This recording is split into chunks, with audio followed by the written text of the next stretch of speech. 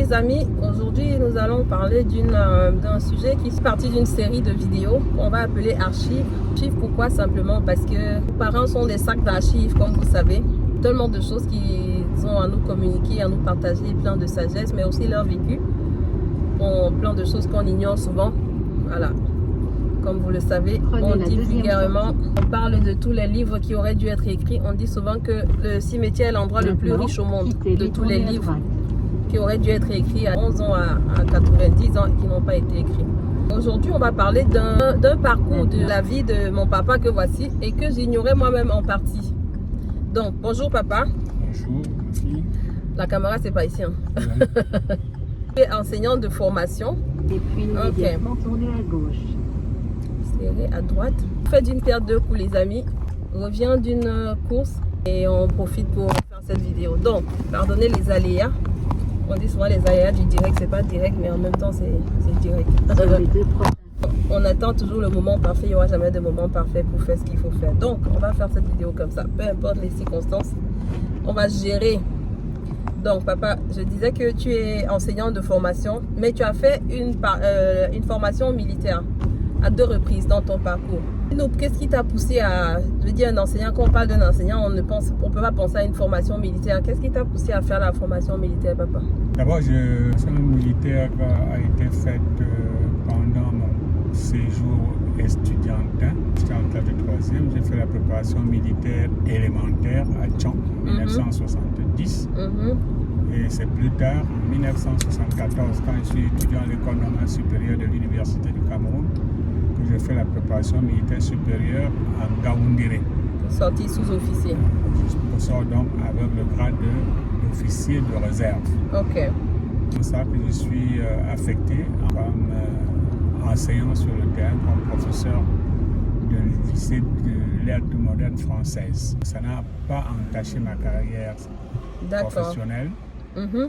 Puisque je l'ai fait pendant que j'étais élève et étudiant. Du coup, qu'est-ce qui t'a donc motivé, toi élève en classe de 3e, préparant ton BPC, à faire une formation militaire qui a duré 45 jours, tu as dit? 45 jours chaque période. Ce qui m'a poussé, c'est ma proximité avec les militaires, parce que quand j'étais en Bouddha, à l'école primaire, nous allions chez les militaires quand on peut manger le riz, pour manger la popote des militaires, parce que issu d'une famille pauvre, on n'avait pas toujours droit au repas. Et au sortir de là, j'ai eu des contacts avec les militaires depuis l'école primaire. Oui. Et j'ai donc décidé, en voyant leur façon de faire, leur discipline, de m'intéresser un peu à ce milieu-là. À ce milieu militaire. Donc l'environnement qui t'a poussé, qui t'a donné goût, envie de vouloir. Militaire. Ok. Aller vouloir découvrir leur milieu. Quand tu t'es frotté à leur milieu, quelles sont les choses qu'est-ce que tu peux dire aujourd'hui que la formation militaire que tu as faite t'a apporté, puisque après tu as toute ta vie, tu as été enseignant, tu as été dans le milieu de... J'ai été enseignant, mais j'ai ce privilège de connaître ne serait-ce que la discipline militaire, les grades, les différentes forces de notre pays, les forces armées de notre pays. Je connais, et c'est toujours bien quand on arrive à un contrôle de la police ou de la gendarmerie, et lorsque le gendarme se présente ou un policier, de l'appeler par son grade. Les militaires, les hommes de troupes, très mal que l'on diminue leur grade. Ah oui, hein? Ouais, le capitaine, quand tu l'appelles lieutenant, il te demande si c'est par toi qu'il est passé. Les capitaines, ils sont très jaloux de leur grade. Ah bon? Habiller leur grade. Connaître leur grade, ce qui me permet donc de temps en temps de désarmer quelques policiers et quelques gendarmes zélés dans les différents contrôles. Qui savent que je ne suis pas n'importe qui, que tu es passé par leur milieu, ouais, et tu peux parler leur langage. Voilà. Ah ouais, ça c'est top. Donc tu as appris leur discipline là-bas, ça t'a apporté? La discipline m'a apporté le fait que dans ma profession, j'ai pratiquement une discipline de faire. Discipline à travers laquelle on t'a connu en tant que proviseur, là, papa. C'est de cette formation militaire que tu as... Cette formation militaire qui m'a inculqué le goût de la discipline. C'est comme on dit chez eux, dans notre langage, la discipline, c'est la force des armées. D'accord. Je crois qu'en appliquant la discipline, même dans le milieu estudiantin, ça met tout le monde au pas et chaque élève se met au pas pour faire ses études, chaque enseignant se met au pas pour À dispenser 500 ses mètres, cours. quittez le rond-point à la Et puis, deuxième sortie. Il faut être discipliné dans la vie, même vis-à-vis de soi-même, vis-à-vis des autres. Tout à fait. Et donc, les deux formations, tu me disais que elles ont duré chacune à 45 jours. 45 jours. Ouais. Et tu disais que les 2 premières semaines sont très difficiles. Les deux premières semaines sont assez éprouvantes, assez difficiles, au point où si on n'est pas endurant, persévérant, on peut démissionner. Mais comme on ne démissionne pas, une fois qu'on est là, on vous dit que voilà les cercueils. Si vous mourrez, on vous ramène de Ngaoundéré. De Ngaoundéré à Yaoundé dans ces cercueils-là. On vous accueille avec les cercueils, quoi. On vous accueille avec les cercueils et vous C'est êtes bizarre, obligé hein. donc de faire avec. Pour vous dire que si... Avec la rigueur. Wow. Donc, c'est soit ça passe, soit ça casse, en fait. C'est pour Oui, dire ça que si passe. tu t'amuses, tu peux rentrer dans le cercueil. Voilà, parce qu'il y a des moments assez À 200 difficiles. mètres, quittez le rond-point à la deuxième sortie. Il y a des exercices très difficiles. Physique et mental. Physiques surtout, qui sont très difficiles, qui présentent beaucoup de risques, surtout les échelles de corde, les têtes de girafe et tout ça. C'est un métier où il faut sauter, il faut bondir, il faut tomber de... Mais tu étais un grand sportif comme ça, papa.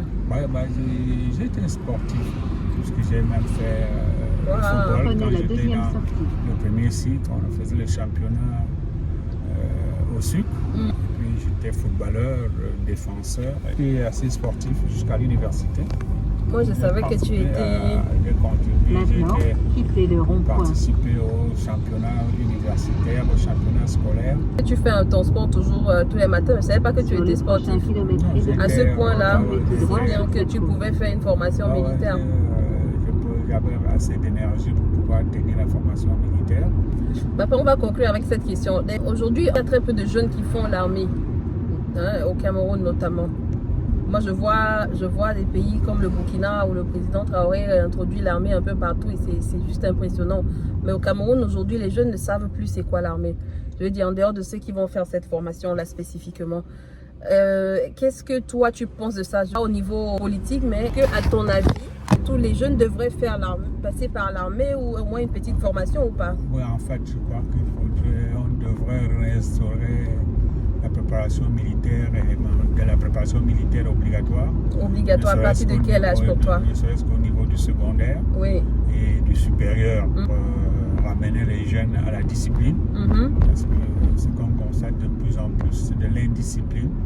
Déjà au niveau du primaire, vers la fin du primaire, du secondaire et encore plus de l'indiscipline au niveau du supérieur. Je crois qu'en réinstaurant la préparation militaire, ça disciplinerait énormément nos enfants et mettrait sur le droit chemin, puisqu'actuellement il n'y a plus la primade dans le secondaire comme avant, où on vous apprenait à manger à table, à tenir la cuillère, à tenir la fourchette, à tenir le couteau, à nous habiller, à savoir dresser son lit, et tout ça, ça n'existe plus. Ça, on apprenait tout ça pendant la formation militaire? Non, pas la formation militaire. La primaire, c'était quand on entrait en 6e. Il y avait les élèves de 5e qui devraient vous apprendre à vous habiller, ce qu'on appelle la droiture, c'est-à-dire que les boutons partent du cou là jusqu'au niveau du pantalon. C'est ce qu'on appelle la droiture. Et puis, on vous apprend au restaurant à tenir la cuillère, de quel côté mettre la fourchette, comment manger sans faire du bruit dans les assiettes, comment dresser votre lit, puisqu'on est interne, on vous apprend comment on fait la cour. Ça discipline, d'une façon générale, la discipline de vie, en fait. Oui, la discipline de vie, on vous apprend comment faire la cour à une fille, mais À 200 mètres, ça n'existe plus. Ah ouais. Je crois qu'on pourrait réinstaurer ça avec la préparation militaire. Donc ça devient obligatoire, en fait, à un certain âge. Il faudrait faire rendre ça obligatoire. Réinstaurer ça et rendre obligatoire au niveau du secondaire et universitaire. D'accord. Bon, à la prochaine, donc, les amis, pour une prochaine vidéo archive. Comme vous le savez, on a plein de choses à apprendre de nos parents et on se dit à la prochaine pour une prochaine vidéo. Ciao, ciao. On dit tourner à droite. Dankeschön.